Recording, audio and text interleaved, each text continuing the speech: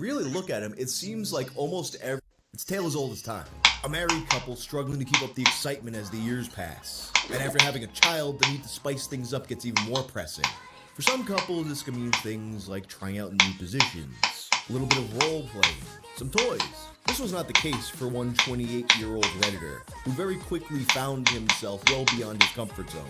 For this episode of Tales from the Internet, let's talk about a couple who had their marriage ruined by turds.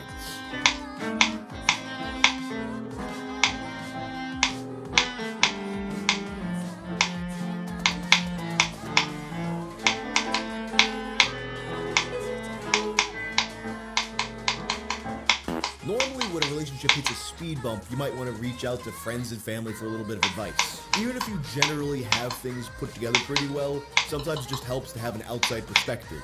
But of course, there's some things that you might not want friends and family to be privy to, in which case, Reddit's r/relationship advice might be what you need.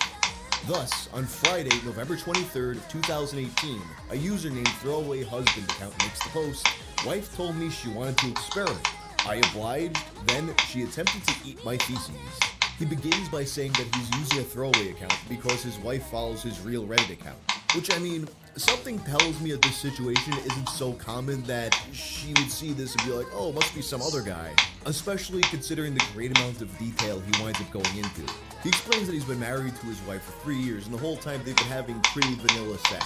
And after they had a kid, things really slowed down. So after having the kid, the wife starts hanging out with this group of moms from the neighborhood, and she expresses these same concerns to her friends.